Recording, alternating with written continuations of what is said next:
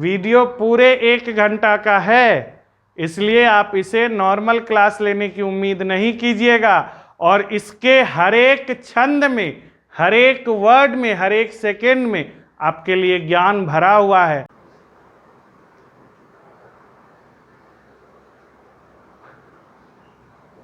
Good morning सभी को।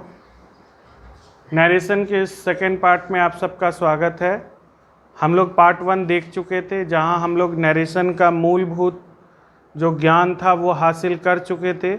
Narration part 2 में हम लोगों को विभिन्न प्रकार के परिवर्तन के बारे में जानकारी मिलेगी इस वीडियो में। जैसा कि हम लोग पिछले वीडियो में बताए थे, मैंने आपको बताया था कि चेंज ऑफ पर्सन एक रूल होता है, एक रूल चेंज ऑफ टेंस होता है, एक rule change of other parts of statement होता है।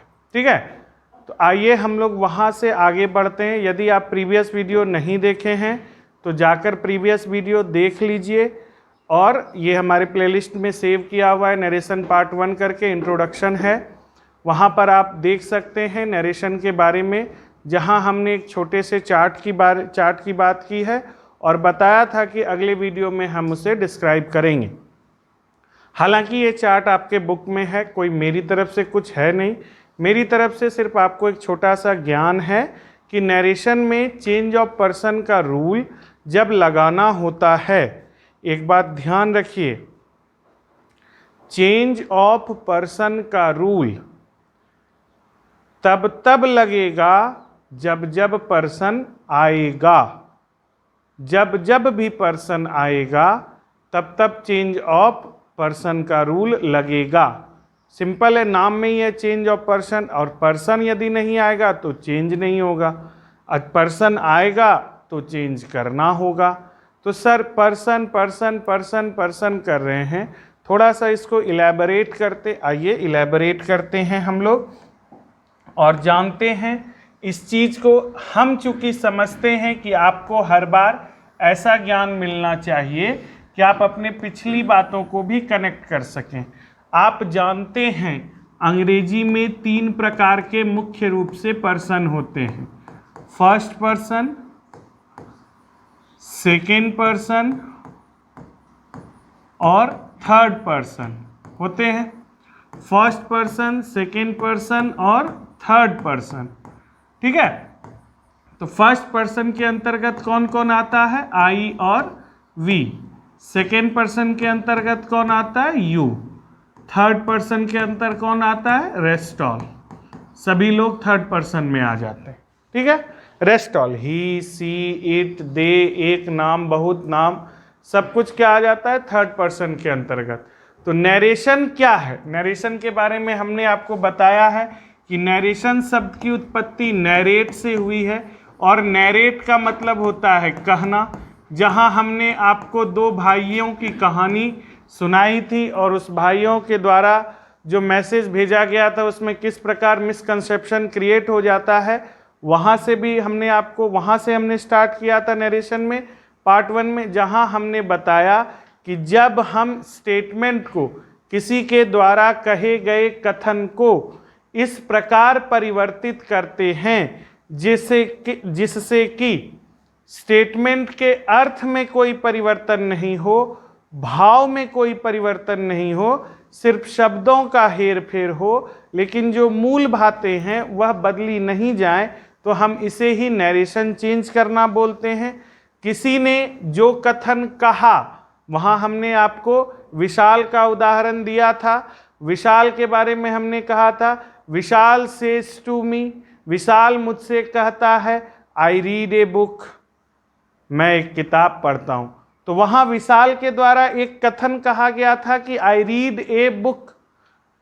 उस आई रीड ए बुक को ही रीड्स ए बुक में बदलना किस प्रकार संभव हुआ, इसी चीज़ों को जानने के लिए हम आज यहाँ इकट्ठा हुए हैं इस पार्ट 2 के वीडियो में। आइए जानते हैं हम लोग और इस बात को समझते हैं कि नरेशन में पार्ट 2 में क्या सारी बातें होंगी। आप जानते हैं नरेशन में जो परिवर्तन किया जाता है, आप जान रहे हैं नरेशन के 2 हिस्से होते हैं, एक होता है बाहर वाला, एक होता है इन्वर्टेड कॉमा के अंदर वाला। हाँ, हर बार यह संभव नहीं है कि इन्वर्टेड कॉमा को इस तरह से लिखा जाए, ठीक है। इसलिए बोलचाल में हम लोग अपने रेगुलर यूज में इन्वर्टेड कॉमा को इस प्रकार भी लिख सकते हैं, इससे भी बातें क्लियर होती हैं। जरूरी नहीं है इसका लोड नहीं लीजिए, हाँ यदि आप लोड ले सकते हैं, अपनी आदत में शुमार कर सकते हैं तो अच्छी आदत है। आपको इन सब के बारे में जानकारी हासिल होनी चाहिए, आपको इनके प्रयोग के बारे में जानकारी होनी चाहिए। आप जानते हैं इन्वर्टेड कॉमा के अंदर यह जो कथन इस प्रकार रहता है तो बाहर वाले को हम लोग बोलते हैं रिपोर्टिंग स्पीच। इस पूरे खंड को हम लोग रिपोर्टिंग स्पीच बोलते हैं और इस अंदर वाले खंड को हम लोग रिपोर्टिंग वर्ब कहते हैं। Reporting verb, sorry reporting speech. इसको अंदर वाले को हम लोग कहते हैं रिपोर्टेड स्पीच, ठीक है, रिपोर्टेड स्पीच। इस रिपोर्टिंग स्पीच का जो वर्ब होता है उसे हम लोग रिपोर्टिंग वर्ब कहते हैं और इस अंदर वाले स्पीच का स्टेटमेंट का जो वर्ब होता है उसे हम लोग रिपोर्टेड वर्ब कहते हैं, ठीक है। बाहर वाले कथन को रिपोर्टिंग स्पीच, अंदर वाले कथन को रिपोर्टेड स्पीच, बाहर वाले कथन के वर्ब को रिपोर्टिंग वर्ब, अंदर वाले कथन के वर्ब को रिपोर्टेड वर्ब कहा जाता है। जनरली एक सामान्य से नरेशन में, खासकर बिहार बोर्ड के नरेशन में जनरली जो बाहर आपको वर्ब देखने मिलता है वह वर्ब इन सूचियों में शामिल होता है। आपको जनरली इस जगह पर रिपोर्टिंग वर्ब के रूप में यहाँ पर आपको जनरली यहाँ आपको इन्वर्टेड कॉमा के बाहर वर्ब में देखने मिलेगा से, ठीक है। से के विभिन्न रूप मिलेंगे, से मिलेगा, सेज मिलेगा, सेड मिलेगा, ठीक है। प्लस हो सकता है आपको से टू भी मिले, हो सकता है आपको सेज टू भी मिले, हो सकता है आपको सेड टू भी मिले। प्लस में आपको जानना चाहिए कि इन सबके अलावा भी एक वर्ब है, कभी कभी आपको टेल मिल सकता है। बहुत बच्चों के मन में यह कंफ्यूजन होता है, टेल मिल सकता है, टेल्स मिल सकता है, टोल्ड मिल सकता है, आस्क मिल सकता है, आस्क्ड मिल सकता है और आस्क्स मिल सकता है। इतने सारे वर्ब्स मिल सकते हैं। सर इतने सारे वर्ब्स, तो इन सभी वर्ब का हिंदी यदि आप करना चाहिएगा तो आप इसका एक हिंदी कह सकते हैं कहना, ठीक है। आस्क का भी मतलब सर कहना, हम तो सुने हैं आस्क का मतलब पूछना, आप ही बताए हैं। हाँ, आस्क का मतलब कहना भी होता है, आस्क का मतलब पूछना भी होता है। इन सब का तो कहना। सर ऐसा ही आप क्यों बोल रहे हैं कि सिर्फ यही सब वर्ब्स रहेगा और कोई वर्ब नहीं रह सकता? ऐसा इसलिए बोल रहे हैं क्योंकि यह एक नरेशन है। नरेशन में आप जो भी चीजों से डील कर रहे हैं, वह जो भी सेंटेंस आपके सामने आ रहा है वह किसी के द्वारा कहा गया है। सर कहीं कहीं तो ऐसा भी स्टेटमेंट होता है कि लिखा गया हो, तो लिखा भी एक कहने का प्रोसेस है, तो कहा गया है और उस कहा गया को बात को बताने के लिए इतने सारे वर्ब्स आते हैं। इतने सारे वर्ब्स का मतलब कहना होता है, ठीक है। आइए आगे चलते हैं और जानते हैं कि नरेशन में क्या होता है। इस समय आपको बिल्कुल भी कॉपी कलम नहीं उठाना है, हमारी बातें बिल्कुल सुननी है ध्यान से। एक एक करके परत दर परत आपका ज्ञान बढ़ते चला जाएगा नरेशन के बारे में और कोई भी गांठ उलझी हुई नहीं रहेगी। नरेशन में बेसिकली हम क्या करते हैं? नरेशन में हम बेसिकली कहते हैं कि किसी ने जो कथन कहा, मान लीजिए आपने यहां लिखा राम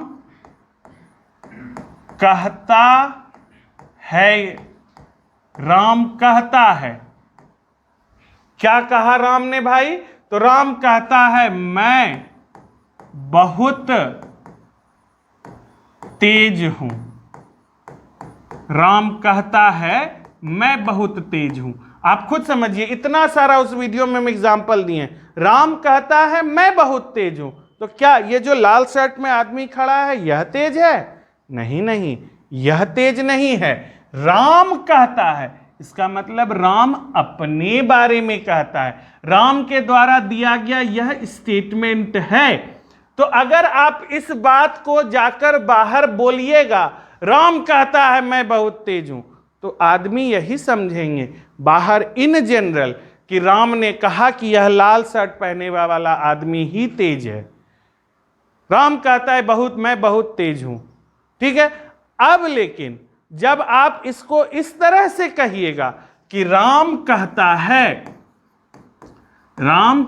है कि वह बहुत तेज है, वह बहुत तेज है।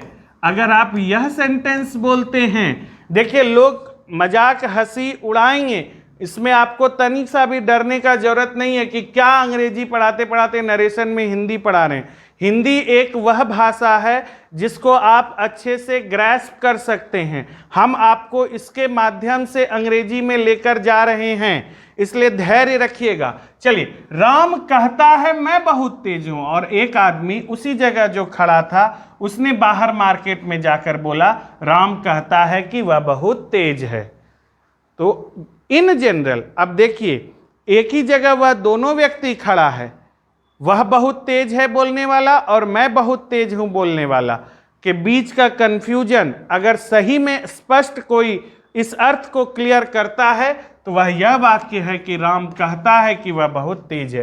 राम ने जो बातें बोली उसे अगर कोई क्लियर कर सकता है बाहर के मार्केट में, तो वह यही सेंटेंस है कि राम कहता है कि वह बहुत तेज है। तो आखिर सर यह जो की है यह कहां से आया, यह जो वह है यह कहां से आया? बाकी सारी चीजें सेम हैं, बाकी सारी चीजें सेम हैं, लेकिन यह की और यह वह का आना ही नरेशन चेंज करना कहलाता है। क्योंकि यह की और वह आते ही नरेशन चेंज हुआ बेटा, नरेशन चेंज हुआ, ना कि नरेशन का अर्थ चेंज हुआ। कथन का रूप बदला, कथन का अर्थ नहीं बदला। और इसी कथन के रूप को ऐसा बदलना कि उसके अर्थ में परिवर्तन नहीं हो, यही तो नरेशन चेंज करना है। और इसीलिए हम आज आपके सामने आए हैं बेसिक नियम लेकर, जो नरेशन में कैसा भी कोई सेंटेंस हो उसमें बेसिक नियम जो है, जो हमने आपको पिछले वीडियो में बताया है। पहला है कि आपको करना है चेंज ऑफ पर्सन का रूल है। इससे पहले दो छोटे चेंजेस आते हैं, लेकिन मेन जो बड़ा चेंज है वह ये है चेंज ऑफ पर्सन, और दूसरा चेंज है चेंज ऑफ टेंस। जहां पर हमने आपको वहां पर भी उस वीडियो में भी बात की है चेंज ऑफ टेंस, और तीसरा है change of other parts of the statement. अगर आप इसको इस तरह से देखिए, of the statement, change of other part of the statement, ठीक है। स्टेटमेंट में चेंज क्या करना है, स्टेटमेंट के और कुछ हिस्से हैं जिनमें बदलाव आता है। टेंस में बदलाव आता है, चेंज होता है टेंस का, लेकिन जिस प्रकार हमारे हिंदू धर्म में या किसी भी धर्म में यह मान्यता है कि हमें अगर अपने ईश्वर के सामने हाथ जोड़ना है, अगर ईश्वर के सामने, मंदिर के सामने, गिरजाघर के अंदर जाकर, मस्जिद में जाकर अगर हमें नमाज पढ़नी है, प्रेयर करना है, प्रार्थना करनी है, तो स्नान करना अनिवार्य माना जाता है। स्नान करने से शरीर की सारी मलिनता दूर हो जाती है। उसी प्रकार नैरेशन में यह जो पहला चीज है, चेंज ऑफ पर्सन, उसका होना बहुत जरूरी है। वह हर एक उस सेंटेंस के साथ होगा, हर एक उस स्टेटमेंट के साथ होगा, हर एक उस कथन के साथ होगा जिसमें कि पर्सन आया है। और इस धरती पर सिर्फ एक सेंटेंस ऐसा है जिसमें पर्सन नहीं आते हैं, और वह है यूनिवर्सल ट्रुथ, सार्वभौमिक सत्य। सार्वभौमिक सत्य के लिए जो कथन प्रयुक्त किए जाते हैं उसमें पर्सन नहीं होता है। ठीक है, सार्वभौमिक सत्य के में जो भी, अब सर ये यूनिवर्सल ट्रूथ क्या है, तो जो यह वीडियो देख रहे हैं और जो जानकार हैं उन्हें समझ में आता होगा, और जो पहली बार इस शब्द को सुन रहे हैं यूनिवर्सल ट्रूथ, तो आप समझिए यूनिवर्सल ट्रूथ है honesty is the best policy, ईमानदारी सर्वोत्तम नीति है। यह नीति हिंदुस्तान में भी सत्य है, पाकिस्तान में भी सत्य है, अमेरिका चले जाइए वहां भी सत्य है, स्पेस में चले जाइए वहां भी सत्य है। ईमानदारी सर्वोत्तम नीति है। अगर कोई व्यक्ति यह बोलता है सूर्य पूरब में उगता है, तो वह हिंदुस्तान में भी उगता है, नेपाल में भी उगता है, चाइना में भी उगता है, अमेरिका में भी उगता है। तो ये सारे जो कथन जिससे प्रतीत होते हैं कि अगर बिल्ली नहीं रहेगी तो चूहों की तो मौज होगी ही, ये जो कथन है इसमें पर्सन के अपीयरेंस को नगण्य माना गया है, इसलिए यहां पर्सन चेंज नहीं होगा। लेकिन जानिए मैक्सिमम ऑफ द स्पीच में, अब इस चेंज ऑफ टेंस और चेंज ऑफ अदर पार्ट्स को हम लेके चलेंगे आगे, लेकिन आज हम लोग समझने बैठे हैं कि यह चेंज ऑफ पर्सन का रूल क्या है। चेंज ऑफ पर्सन के रूल को समझने के लिए हम लोग अपने साथ एक छोटा सा एग्जाम्पल भी लेकर चलते हैं। यह है I say to him, I say to him, comma inverted comma you are. इसको अगर हम ऐसे लिखें, यहां पर लिखें तो ज़्यादा अच्छा रहेगा आपको समझने के लिए। अगर हम यहाँ लिखें I say to him, comma inverted comma, और इस समय जो तकनीकी खराबी हुई है उससे घबराना नहीं है। आइए देखते हैं, हम लोग जो टेक्निकल खराबी थी उसे हमने दूर कर लिया। आइए एक कथन को देखते हैं। हम लोग देख रहे हैं आई say to him, I say to him, comma inverted comma. अब इन्वर्टेड कॉमा को आप जैसे लिखिए, हालांकि जो सही तरीका है हमने आपको बता ही दिया है, यू आर माई फ्रेंड। एक सिंपल सा स्टेटमेंट है, बाबू सोना हीरा राजकुमार राजकुमारी लोग, I say to him you are my friend. इसको आपको नरेशन को देखना है। आपने एक कथन कहा, आपने उससे कहा, उससे कहा, आप उससे कहते हैं, क्या कहते हैं भाई? यू आर माई फ्रेंड, तुम मेरे दोस्त हो। तो भाई साहब यह जो हिम है, क्या वह मेरा इस लाल शर्ट वाले का दोस्त है? नहीं है ना, वह तो आपका दोस्त है। आपने जो बोला है, यानी ये हम आपके लिए प्रयुक्त कर रहे हैं। यदि मैं उससे कह रहा होता, मान लीजिए मैं इस पेन से कह रहा हूं तुम मेरे दोस्त हो, यहां यही ना हिंदी है इसके सामने, तुम मेरे दोस्त हो, तुम मेरे दोस्त हो, तो यह लाल कलम यह काला कलम इस लाल शर्ट वाले का दोस्त हुआ। तो यह काला कलम और इस लाल शर्ट के बीच में संबंध है। अब इस स्टेटमेंट को चेंज कैसे करना है कि इसके अर्थ में कोई परिवर्तन नहीं हो, तो वहीं पर आता है चेंज ऑफ पर्सन का रूल।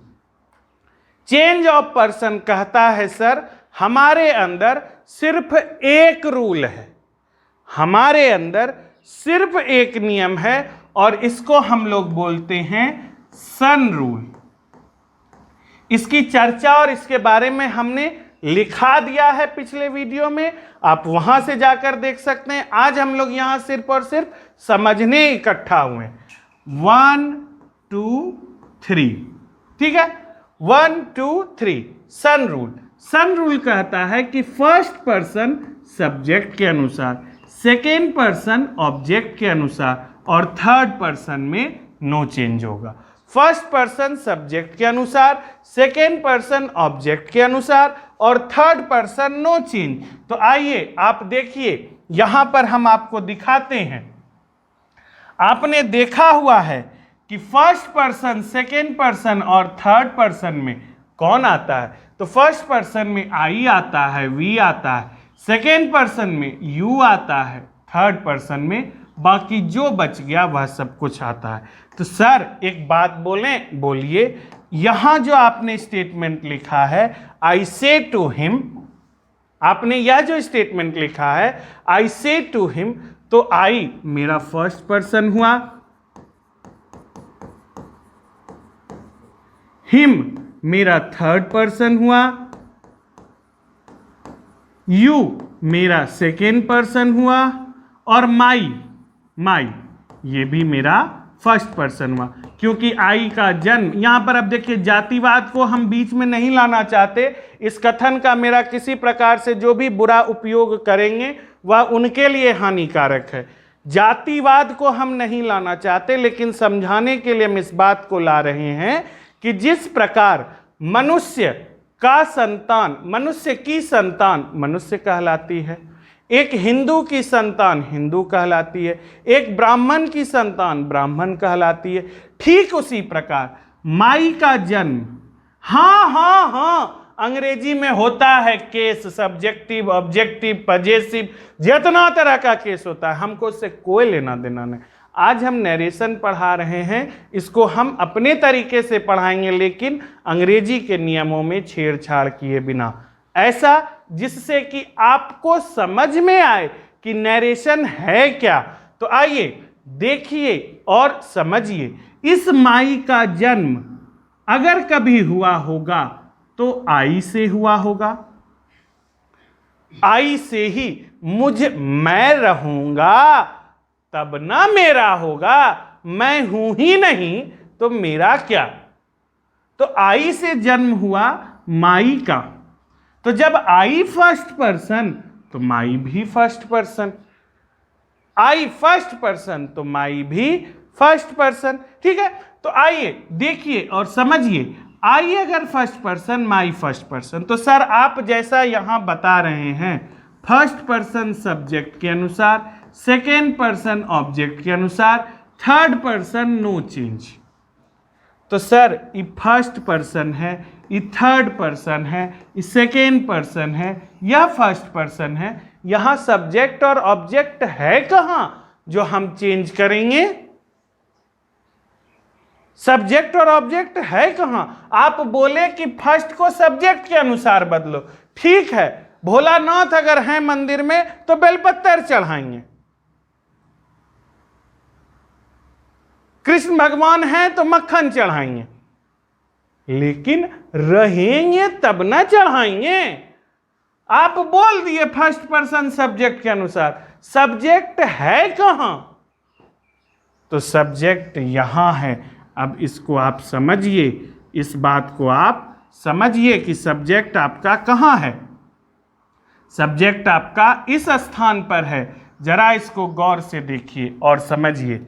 हमेशा याद रखिए इस मंत्र को या इस ज्ञान को, इस अंग्रेजी के एक छोटी सी बात को याद रखिए कि यदि सब्जेक्ट और ऑब्जेक्ट ढूंढना है तो रिपोर्टिंग स्पीच में ढूंढो, रिपोर्टिंग स्पीच में ढूंढो, रिपोर्टिंग स्पीच में ढूंढो कि सब्जेक्ट कौन है, ऑब्जेक्ट कौन है, और रिपोर्टेड स्पीच में ढूंढो बेटा, बेटी, भैया, दीदी, सोना, हीरा, राजकुमार कि पर्सन कहां है, कौन कौन है। पर्सन देखना है तो रिपोर्टेड स्पीच में देखो, और यदि सब्जेक्ट देखना है, ऑब्जेक्ट देखना है, तो रिपोर्टेड स्पीच में देखो। क्यों कि इसका भी कारण है, क्यों कि यह एक स्टेटमेंट है, कहना एक काम है। हम झूठ मूठ का वीडियो लेंदी नहीं करें, लेकिन हाँ, हम बहुत कमजोर आदमी है भाई, हम इसी तरह से समझे हैं, इसीलिए हम आपको समझा रहे हैं। हम किसी से कोई तेजी नहीं रखते हैं, लेकिन हमको जैसे समझ में आया हमने आपको समझाया। आगे आने वाला गाना है मेरा 1 1 2 2 3 3 4 4 1 3 2 3 3 4 नो चेंज, 1 1 2 2 3 3 4 4 1 3 2 4 3 4 नो चेंज। ये गाना भी आने वाला है, उसको भी सुनेंगे हम लोग। लेकिन उससे पहले एक जो लड़ाई अभी शुरू हुई है कि सर फर्स्ट पर्सन सब्जेक्ट के अनुसार, सेकेंड पर्सन ऑब्जेक्ट के अनुसार, थर्ड पर्सन नो चेंज होगा, तो पर्सन कहाँ देखें और सब्जेक्ट ऑब्जेक्ट कहाँ देखें? तो मेरा जवाब है कि सब्जेक्ट ऑब्जेक्ट रिपोर्टिंग स्पीच में, यानी इन्वर्टेड कॉमा से जो बाहर लिखा हुआ है उसमें सब्जेक्ट ऑब्जेक्ट ढूंढिए, और इन्वर्टेड कॉमा के अंदर जो लिखा हुआ है उसमें पर्सन ढूंढिए। क्योंकि आप जानते हैं subject plus verb plus object ये अंग्रेजी का बेसिक स्ट्रक्चर है, किसी सेंटेंस का बेसिक स्ट्रक्चर है। हम एडवांस की बात नहीं कर रहे हैं, हम किसी बड़े चीज की बात नहीं कर रहे हैं। अंग्रेजी की शुरुआत यहीं से होती है, subject plus verb plus object से। तो आइए, इसी कारण चूंकि यहां हमारे पास सब्जेक्ट, यहां हमारे पास वर्ब और यहां हमारे पास ऑब्जेक्ट है, यह वर्ब है जो अपने साथ सब्जेक्ट और ऑब्जेक्ट लेकर चल रहा है। सर एगो बात पूछिए, हमरे मन में अभी तुरंत एगो सेंटेंस आया, बुरा नहीं मानिएगा। नहीं नहीं, एकदम बुरा नहीं मानेंगे। आप जैसे बोलिए, तुम जो कहो बात वही बात कहेंगे, दिन को कहो रात तो रात कहेंगे। हम अभी बोल रहे हैं आई से टू हिम, इसकी हिंदी तो आपको आती होगी, मैं उससे कहता हूँ I say to him, comma inverted comma, comma inverted comma, क्या कहते हैं sir? You eat a mango. Sir सबसे साधारण, सबसे आसान, यू ईट ए मैंगो, तुम एक आम खाते हो। मैं उससे कहता हूं तुम आम खाते हो, ठीक है? तो सर अब एक चीज दिखाएं आपको, दिखा रहे एकदम नहीं दिख रहा है, देखिए सर ये वर्ब है कि नहीं है, ये वर्ब है कि नहीं है। हम उन बच्चों को पढ़ा रहे हैं जिन बच्चों को नरेशन चेंज करने में बहुत तकलीफ होती है, उनके लिए नरेशन एक हवा है। देखिए नरेशन कितना आसान है। सर ये वर्ब है, ये मेरा सब्जेक्ट है और यह मेरा ऑब्जेक्ट है। अब बताइए सर, तो ये मेरा पर्सन हो गया फर्स्ट, आई मेरा पर्सन हो गया थर्ड, कहे कि सब्जेक्ट वर्ब ऑब्जेक्ट तो यहाँ आ गया। तब हम आपको बताएंगे कि जानते हो, ये बात जानो, ये बात जानो कि स्टेटमेंट में, ये जो स्टेटमेंट जो कहा जाता है इसमें वर्ब होगा कि नहीं होगा इसकी गारंटी नहीं है, लेकिन यहां बाहर वर्ब होगा ही इसी की गारंटी है। इसीलिए हम लोग इसी को सब्जेक्ट और इसी को ऑब्जेक्ट मानकर चलते हैं नरेशन में। हम लोग इसीलिए इसको सब्जेक्ट और इसको ऑब्जेक्ट मानकर चलते हैं नरेशन में, इसलिए नहीं कि किसी ने बोल दिया किताब में लिखा हुआ है इसलिए नहीं। समझना चाहिए कि ये जो बाहर जो मेरा रिपोर्टिंग स्पीच है, जो हमको रिपोर्ट कर रहा है फलनमा जगह डकैती हो गया, या जो हमको रिपोर्ट कर रहा है, तो वहां रिपोर्ट करने वाला होना चाहिए, रिपोर्ट करने वाला होना चाहिए, ठीक है।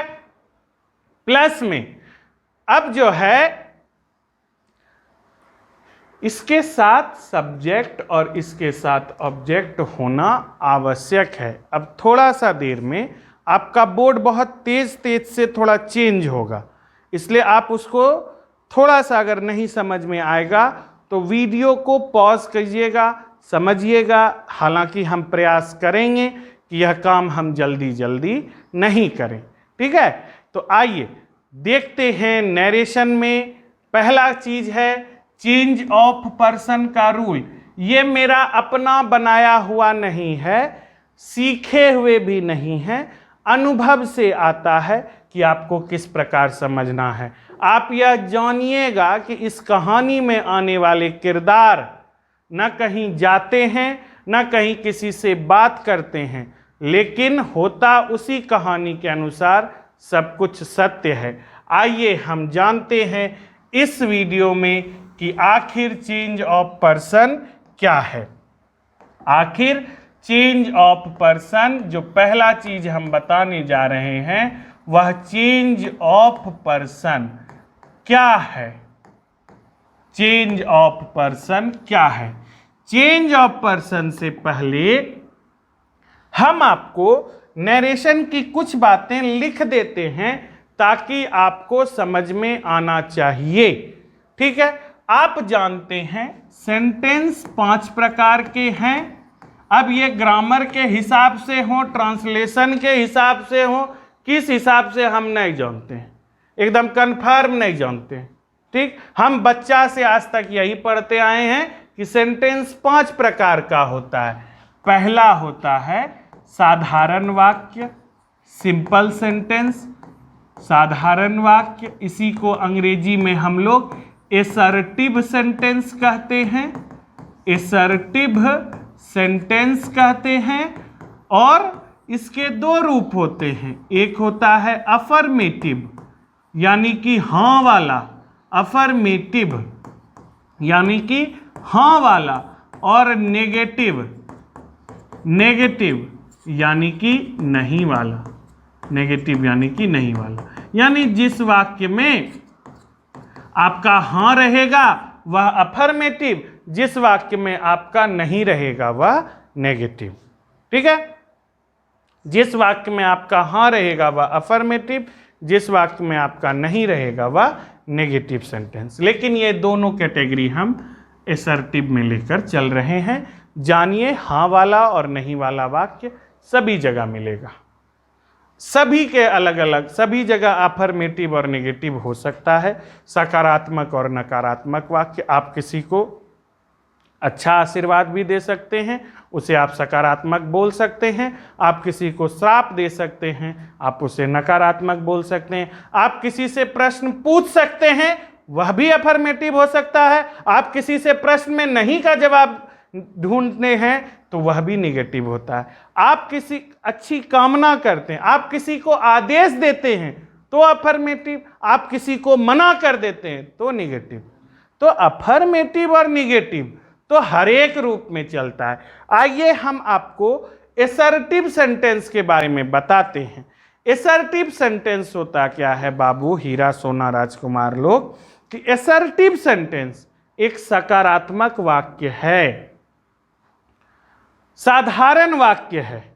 इसमें सकारात्मकता भी है, नकारात्मकता भी है।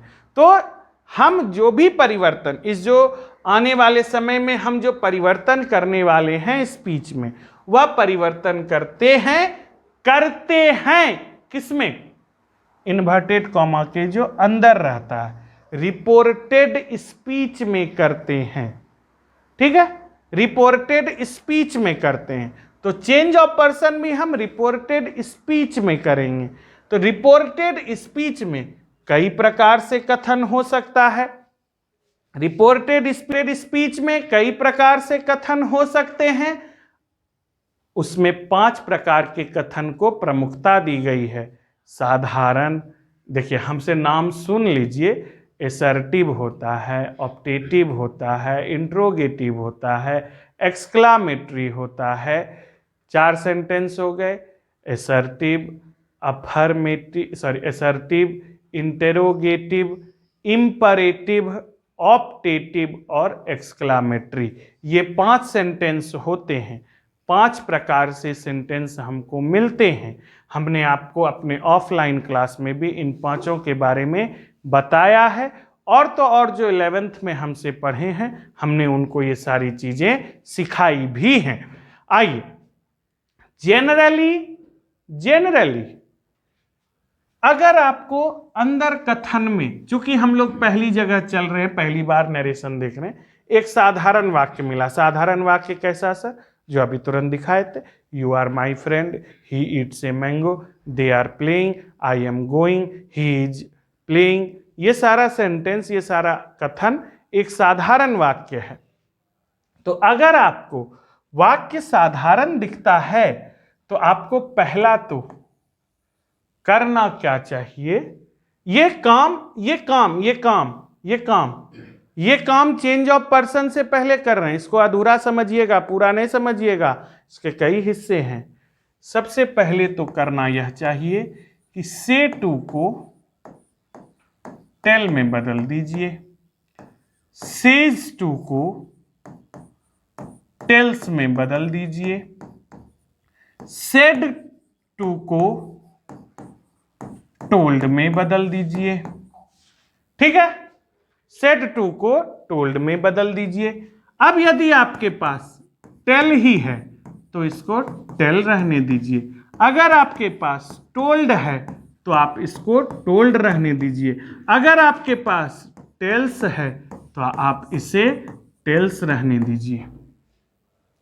ठीक है, अगर से है तो से रहने दीजिए, सेज है तो सेज रहने दीजिए, और अगर सेड है तो सेड रहने दीजिए। इसे बदलने का प्रयास ना करें, इसे बदलने का प्रयास बिल्कुल भी नहीं करें। ठीक है, बदला क्या जाएगा? तो सिर्फ ये चीजें। से टू रहेगा तो टेल में, सेज टू रहेगा तो टेल्स में, सेड टू रहेगा तो टोल्ड में। इसके अलावा बदलाव नहीं होगा। यह बात ध्यान में रखिएगा, खासकर तब जबकि आपका सेंटेंस कैसा हो? तो साधारण वाक्य हो। पहला परिवर्तन यह करना है। तो आप जान रहे हैं यह से, सेज, सेड आपको कहां मिलेगा? तो आपको रिपोर्टिंग स्पीच में मिलेगा।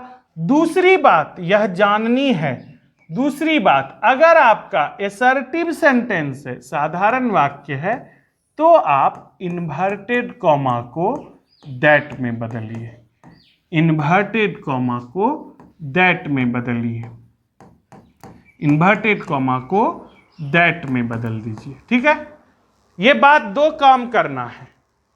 क्योंकि यदि हम आपको आगे दिखाएं तो आपके पास यह जो एग्जाम्पल लिखा हुआ है, पहला number, he says to me comma inverted comma I am a student. ठीक है, आई एम ए स्टूडेंट। दूसरा जो आपका कथन लिखा हुआ है, I say comma inverted comma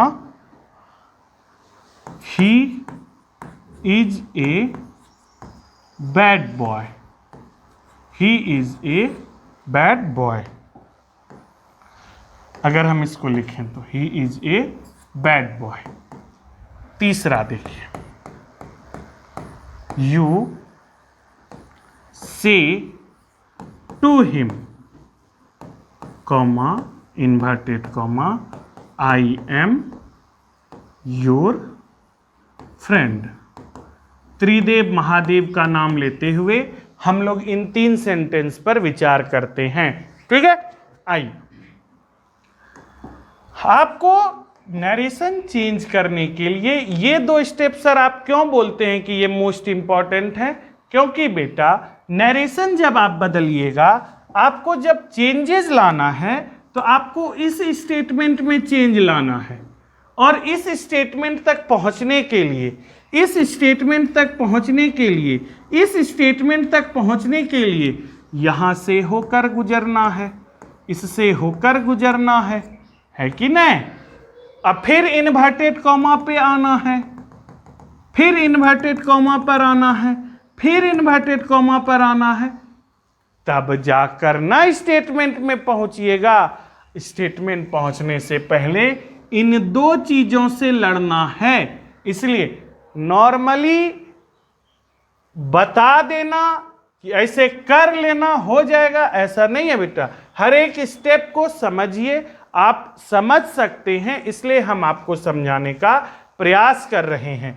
आगे देखिए, अब जब आपको क्या बोला गया है, अब आपको बोला गया है सर कि ये जितनी चीजें हैं, यह जितनी चीजें हैं, आप सर इसको ध्यान से देखिए और समझिए, यह जितनी चीजें हैं,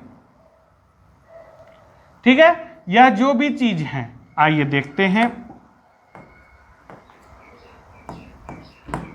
इनको बदलना है। तो अभी अभी हमने आपको बोला ही सेज टू को टेल्स में बदल दीजिए, ही टेल्स मी। आई से रहेगा, कुछ नहीं बदलिए, से रहने दीजिए। यू से टू है, टेल में बदल दीजिए, और हिम। उसके बाद हमने आपको क्या बोला, हमने आपको बोला कॉमा इन्वर्टेड कॉमा हटाकर दैट लिखिए, दैट लिखिए, दैट लिख दिए। अब कहानी शुरू होती है, आज के वीडियो की मुख्य कहानी, आज के वीडियो के मुख्य किरदार अब शुरू होते हैं, और इसे जरा ध्यान से देखिएगा। यह किरदार जानने से पहले हमारा पिछला वीडियो जरूर देखिए, जरूर देखिए, जहां हमने आपको एक टेबल देकर छोड़ दिया है। वह वीडियो गवाही है कि अचानक से चीजें नहीं होती हैं। एक लंबे संघर्ष के बाद, एक लंबी इच्छा शक्ति होने के बाद, एक लंबे अंतराल के बाद लोग इंप्रूव करते हैं। कोई व्यक्ति घर बैठे इंप्रूव नहीं हो सकता है। आइए, हमने आपको उस वीडियो में इस चार्ट के साथ छोड़ा था, हमने आपको उस वीडियो में इस चार्ट के साथ छोड़ा था, जो आपको देखने के लिए मिल रहा है। I me my, we us our, you you your, he him his, she her her, they them their, it it its. और हमने आपको वहां फिर से उदाहरण देते हैं कि हमने आपको बोला था बाबू, सोना, हीरा, राजकुमार, लोग, जिस प्रकार आप सर्वनाम शब्द रूप रटते हैं, सतौते तम तौ ताम तेन ताभ्याम तय तस्मै ताभ्याम ताभि, वहां जिस प्रकार रटते हैं, आप जिस प्रकार यह रटते हैं, बालकः बालको बालकः बालकम बालको बालकान बालकेन बालकाभ्याम बालकय बालकाय बालकाभ्याम बालकेभ्य, वहां भी हमने आपको ये सुनाया था। उसी प्रकार आप इसे भी रटिए, रटिए, रटिए, रटने से विद्या आती है, यह मेरा अपना मानना है। हाँ, भोंदू के तरह नहीं रटिए, भोंदू के तरह नहीं रटिए, रटना है समझ के। आपने इसका यूज कहां करना है वो हम आपको बता रहे हैं, ठीक है। देखिए और समझिए कि आपने इसका यूज कहां करना है। अब आपको यह कमरा नंबर 1 समझ लीजिए, कमरा नंबर 2 समझ लीजिए, कमरा नंबर 3 समझ लीजिए। हालांकि इस कमरे में कमरा नंबर 4, कमरा नंबर 5 भी होता है, लेकिन कमरा नंबर 4 और कमरा नंबर 5 पहुंचने से पहले हम लोग कमरा नंबर 1, कमरा नंबर 2, कमरा नंबर 3 के बारे में जानेंगे और समझेंगे कि इस कमरे की कहानी क्या है। इस कमरे की कहानी को समझने के लिए देखिए, ये जितनी चीजें हैं ये आपको केस में भी देखने मिलेंगी, सब्जेक्टिव, ऑब्जेक्टिव, ये सब केस। हम यहाँ केस को नहीं ला रहे हैं, बीच में नरेशन है, बार बार बोल रहे हैं, ये सब कोई मेरा अपना नहीं है। अंग्रेजी के हिसाब से, सिर्फ आपको समझाने के लिए। टीचर का काम यही होता है बेटा, ने तो बाज़ार में अच्छी अच्छी किताबें हैं, आप उसे पढ़िए। टीचर का काम होता है किसी टॉपिक को सरल बनाकर आपके सामने इस प्रकार प्रस्तुत करना कि लगने को वह लंबा लगे। जहाँ तक हमारा उम्मीद है आप अभी तक 40-42 मिनट जा चुके होइएगा, 45 मिनट जा चुके होइएगा, लेकिन हम तो आपको बताए हैं अपलोडेड वीडियो में यह जरूरी नहीं है कि समय की बंदिशें रहेंगी। आप इसे रोक रोक कर, पॉज कर करके आराम से इसे देख सकते हैं, कोई हड़बड़ी नहीं। लेकिन देखिए, एक बार पूरा देखिए, समझिए। हमने तो ऑप्शन भी रखा है कि आप डाउनलोड करके सेव करके रख लीजिए, वह भी कर सकते हैं। आइए देखिए और समझिए। नरेशन में यह लोग कहते हैं, क्यों हम इतना सरल बना रहे हैं? क्योंकि हम लोग जिंदगी में पहली बार इंटर में आके अंग्रेजी में नरेशन देख रहे हैं। 10वां तक में बिहार बोर्ड में इंग्लिश की कोई आवश्यकता ही नहीं है, सिलेबस सिर्फ एक नाम का बता दिया गया है, आप उसे ढोते चलें। कुछ बच्चे होते हैं जो तेज होते हैं, वो ढोते नहीं हैं, तो उनका अदर जगह रिजल्ट अच्छा होता है। कुछ बच्चे होते हैं जो ढोते हैं, उन्हें लोग बेवकूफ़ बोलते हैं, लेकिन इंटर में आने के बाद वही बच्चे कछुए की चाल से चलते चलते तेज आगे रेस जीत जाते हैं। आइए देखिए, अब यहाँ पर क्या आया, तो चेंज ऑफ पर्सन। यदि पर्सन है तो बदलेगा। यह एकदम दिमाग में एकदम भर लीजिए, एकदम कोच के भर सकते हैं, हूर के भर सकते हैं, तो हूर के भर लीजिए कि पर्सन भेटा गया स्टेटमेंट में तो वह बदलेगा, वह बदलेगा, बदलेगा, बदलेगा, और बदलेगा तो सिर्फ और सिर्फ सन रूल से। इस सन रूल के अलावा कोई रूल नहीं होगा। और यह सन रूल कहता है first, second, third, first person subject के पास जाएगा, सेकंड पर्सन ऑब्जेक्ट के पास जाएगा, और थर्ड पर्सन में कोई परिवर्तन नहीं होगा। तो इन्वर्टेड कॉमा के बाद तुम कौन हो बाबू? सर हम फर्स्ट पर्सन हैं। तो कहाँ जाओगे? सब्जेक्ट के पास। कहाँ है सब्जेक्ट? इधर है।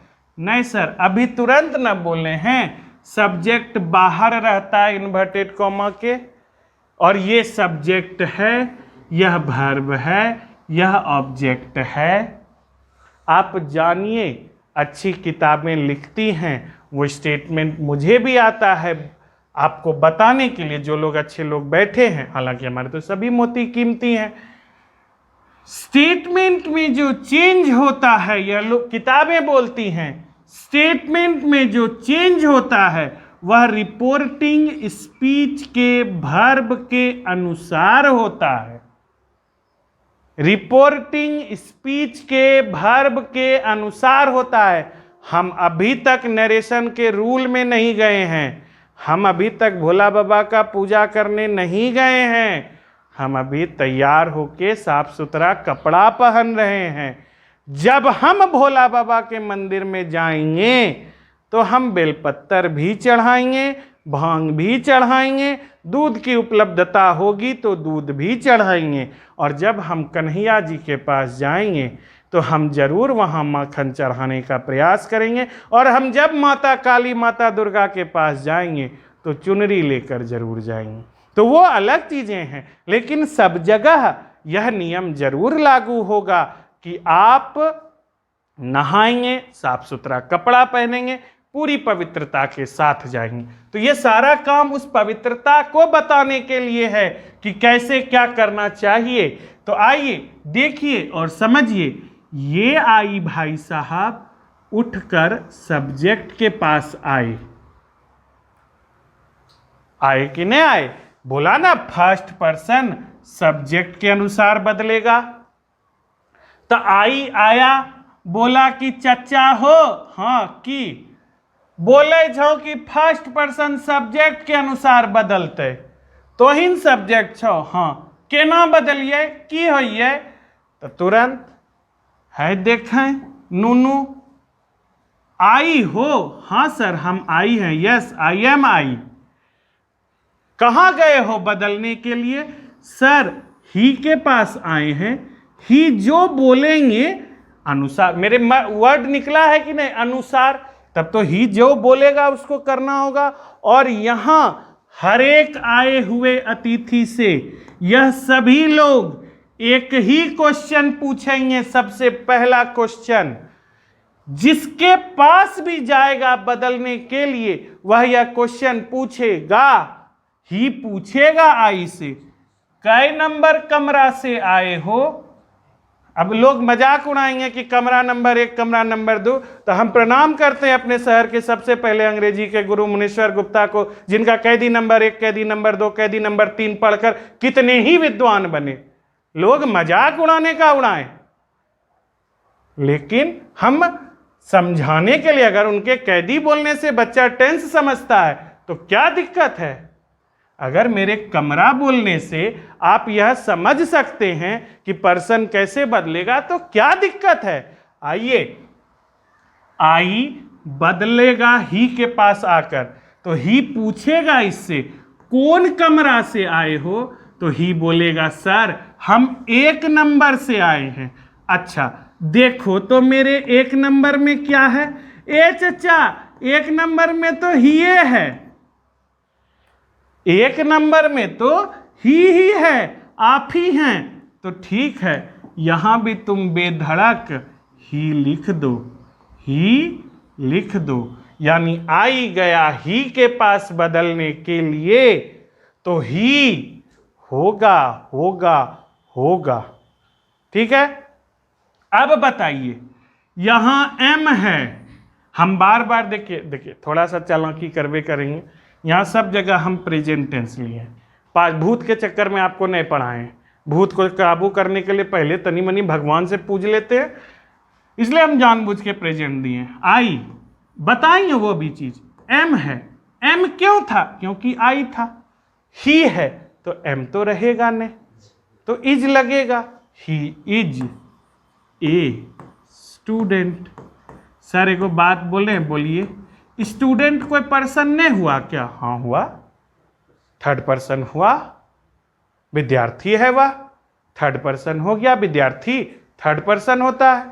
तो सर 3rd पर्सन, तो देखो ना बेटा 3rd पर्सन में नो चेंज नहीं लिखा हुआ है क्या? नो चेंज का मतलब क्या होता है? कोई परिवर्तन नहीं, उसमें हम कोई बदलाव नहीं करेंगे। आइए देखिए और समझिए इस बात को, इसको जरा सा हम देखते हैं। ठीक है, अब देखिए यहां क्या है, आई से दैट, मैंने कहा कि ही मतलब कौन, ही कौन पर्सन है? सर भूल गए तो देख लो, ही कौन पर्सन है? 3rd पर्सन में आता है, तो ही 3rd person, 3rd person. 3rd person में क्या होता है? नो चेंज, तो यहां लिखेंगे ही। तो सर ही के साथ इजे लगवे, ए bad boy, he is a bad boy, कोई परिवर्तन नहीं, कोई परिवर्तन नहीं। अब आइए, you say to him that, आई कौन हो तुम? सर 1st पर्सन, अभी तुरंते नहीं था। अच्छा ठीक, किसके पास जा रहे हो? सर यू के पास जा रहे हैं। 1st पर्सन किसके पास जा रहे हो? यू के पास जा रहे हैं। सर आओ यू, तो 1st पर्सन यही उठा, आज उठकर किसके पास गया है? आज यह उठकर किसके पास गया है? यू के पास गया है, यू के पास गया है। तो यहां तो वही कहानी, वही क्वेश्चन, यू पूछेगा कि सर क्या करें हुजूर, क्या करें? यू पूछेगा कहां से आए हो? 1ला नंबर कमरा से। अच्छा, मेरे 1ला नंबर में क्या है? आपके भी 1ला नंबर में सर यूए है, तो लिखो यू, यू लिखे, यू लिखे, यू। अब यू के साथ तो एम नहीं लगेगा, तो यू के साथ आर लग गया। और योर, ये क्या? इसका जन्म सर यू से हुआ, यू से हुआ, कैसा पर्सन हो गया? 2nd person. तो 2nd पर्सन किसके पास जाएगा? ऑब्जेक्ट के पास जाएगा। तो आइए सर, इसका ऑब्जेक्ट कौन? हिम, यानी योर किसके पास जाएगा? हिम के पास जाएगा। तो आइए, योर उठकर किसके पास गया? हिम के पास आया कि नहीं आया? और यहां तो आने वाले से हर एक यही क्वेश्चन पूछेगा, किस कमरा से आए हो?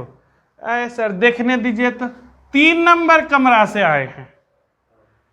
3 नंबर कमरा से, अच्छा 3 नंबर कमरा से आए हो तो हमरे भी 3 नंबर कमरा में चल जाओ। अभी तक नहीं बदल रहा था, पहला नंबर पहले से भिड़ रहा था, आज तीसरा नंबर दूसरा से भिड़ा। तो यह क्या बोला? इसने अपने आप को बचाया, वही उत्तर दिया जो सब दे रहे थे। तुम जिस कमरे से आए हो मेरे उसी कमरे में चले जाओ। योर उठकर हिम से मिलने आया है तो हिम बोलेगा कि तुम तीसरे नंबर कमरे से आए हो, मेरे तीसरे नंबर में चले जाओ। तो यहां योर क्या लिखेंगे हम? हिज लिखेंगे, और ये बदल गया फ्रेंड में। बताने का सिंपल हम लोग भी बताते थे, पहले भी बताए हैं। आप जब अच्छा 1-2 बार इस पर महारत हासिल कर लीजिएगा तो आप खुद ब खुद इसको परिवर्तित करने लगिएगा। तो हमारे हिसाब से चेंज ऑफ पर्सन का नियम क्लियर है आपके लिए। वीडियो अभी समाप्त नहीं हुआ है। जाते जाते नरेशन का रूल नंबर 1, ये देखिए रूल 1, रूल 2, रूल 3, ये मेरा अपना क्रम के अनुसार है कि आपको कैसे पढ़ाना है, किताब के अनुसार नहीं है। इसलिए आप प्लीज अगर किताब से मिलाइएगा तो हो सकता है थोड़ा बहुत अंतर हो, नियम सेम है, नंबरिंग हो सकता है गलत हो। रूल 1 कहता है, रूल 1 क्या कहता है? यदि रिपोर्टिंग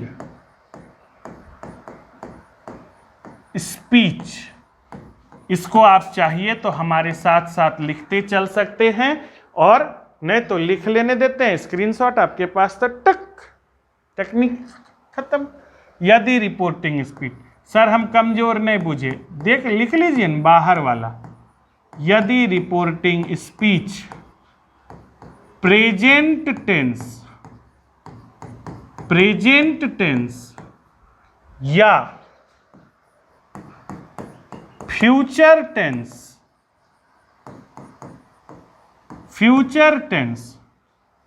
प्रेजेंट टेंस या फ्यूचर टेंस, यानी कि लिख देते हैं उदाहरण के लिए से या विल से। अब से टू हो सकता है, विल से टू हो सकता है, एटसेट्रा। ठीक है, तो सब्जेक्ट को प्रेजेंट मतलब टेंस को तो आप पहचान ही लीजिएगा, प्रेजेंट या फ्यूचर वाला। तो यदि रिपोर्टिंग स्पीच प्रेजेंट टेंस या फ्यूचर टेंस में हो और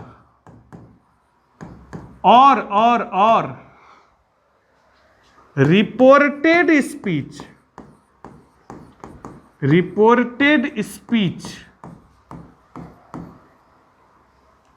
साधारण वाक्य हो। रिपोर्टेड स्पीच को लिख देते हैं आपकी सुविधा के लिए अंदर वाला मतलब समझ लीजिएगा, है ऐसे इतना महीन नहीं निकालिएगा कि तो नहीं लिख लो इन्वर्टेड कॉमा का अंदर वाला, ऐसा नहीं कीजिएगा। हाँ, हालांकि तो क्रिटिसाइजर का क्या है। और रिपोर्टेड स्पीच अंदर वाला साधारण वाक्य हो,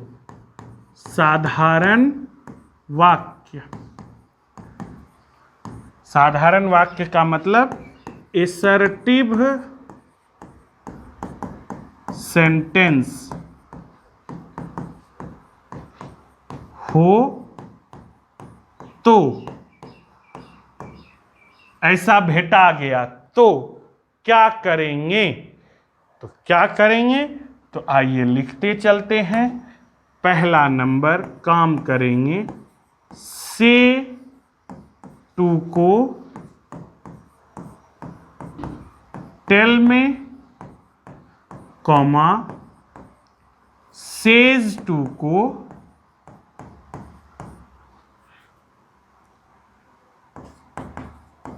टेल्स में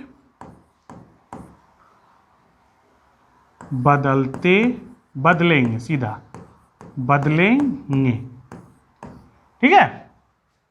से टू को टेल में, सेज टू को टेल्स में बदलेंगे। दूसरा number, inverted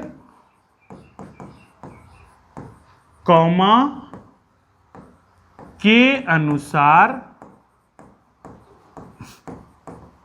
sorry inverted comma के अनुसार नहीं, इन्वर्टेड कॉमा को हटाकर, इन्वर्टेड कॉमा को हटाकर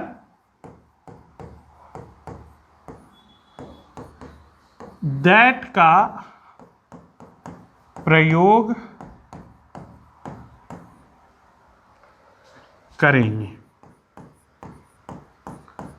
या यहां पर सीधा बात यह भी लिख सकते हैं कि इन्वर्टेड कॉमा को हटाकर दैट लिखेंगे।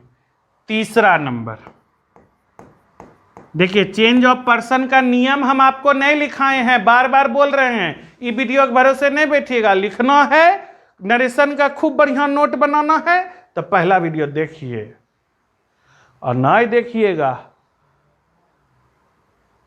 तो गौरव सर हैं बताएंगे तो बतेबे करेंगे, इतना देर से फदके हैं, लिख तो लिखवे कीजिएगा, बढ़िया स्टूडेंट हैं आप लोग। इन्वर्टेड कॉमा को हटाकर दैट का प्रयोग करेंगे। और तीसरा जो पॉइंट है, चेंज ऑफ पर्सन का नियम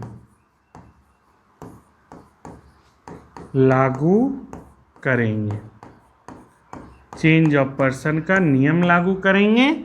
और most important, last but not the least, बार बार मेरे मुंह से यह सुनिएगा, हमको याद है यह लाइन हम सुने थे 2009 ईस्वी में, 12th का एग्जाम देकर हम दीदी के कॉलेज गए थे, वहां हमने पहली बार बोले ना, हम लोग बहुत गरीबी से उठे, गरीबी इन द सेंस पैसा के मामले में, पैसा के मामले में तो महादेव की कृपा रही, पिताजी ने अपने हिम्मत से, अपनी ताकत से, अपनी मेहनत से सारी सुविधाएं दी हमें, लेकिन ज्ञान जो बोलते हैं, अंग्रेजी का वैसा माहौल नहीं था। हमने वहाँ पहली बार उनके ऑडिटोरियम में सुना था जब उनके अनाउंसर ने, उनके एंकर ने बोला था, and here comes the last performance, और आज का अंतिम परफॉर्मेंस आता है, और वहाँ पर बोलते हैं, वो रुक कर बोले थे last but not the least. और मैंने दीदी से पूछा था, दीदी जो लास्ट में बोला गया क्या मतलब था?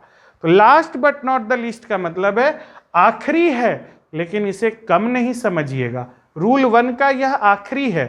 क्या इसे याद रखना है, मोस्ट इंपॉर्टेंट है, ये ना सिर्फ असर्टिव में बल्कि ये सभी सेंटेंस के लिए लागू होगा, आगे आने वाले सभी सेंटेंस के लिए लागू होगा। वह यह है कि यदि ये, आप इसको 4th पॉइंट नहीं भी लिखकर आप इसे मोस्ट इंपॉर्टेंट नोट भी लिख सकते हैं कि यदि रिपोर्टिंग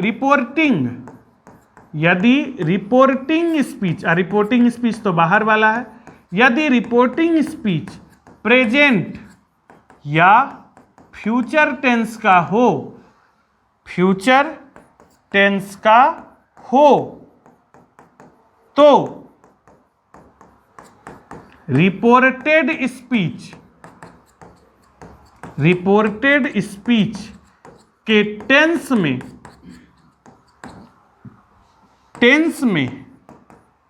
कोई परिवर्तन नहीं करते हैं।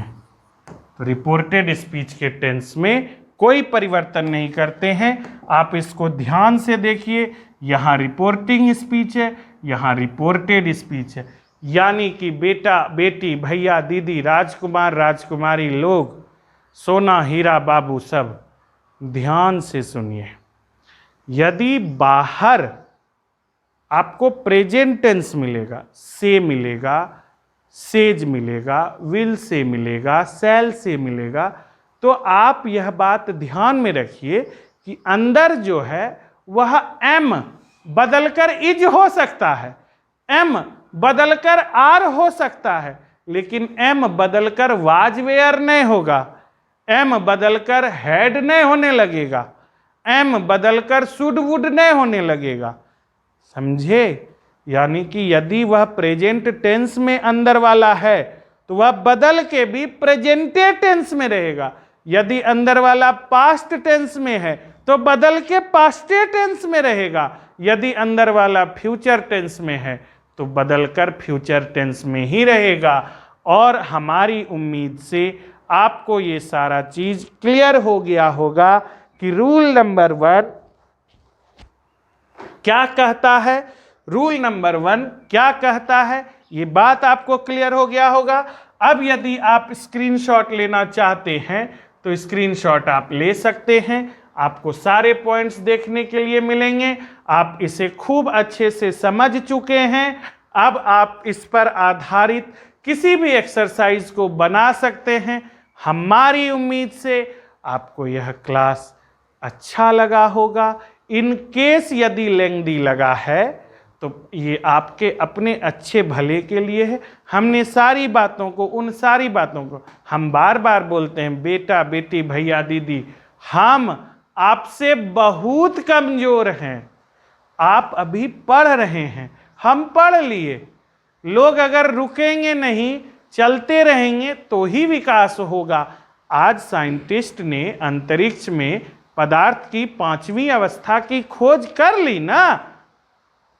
अगर वह रुक जाते कि भाई साहब आइंस्टीन बोल के गए हैं, ऐसा नहीं ऐसा होगा, अब इसके बारे में धौ सोचो, क्या छोड़ना। लेकिन सोचते सोचते सोचते सोचते आज वह 5वीं अवस्था पा ली गई। आपकी जानकारी के लिए बता दें। Thank you very much, thank you. हम लोग फिर अगले वीडियो में अपने अगले क्लास के साथ मिलेंगे, अगले रूल के साथ मिलेंगे। धन्यवाद।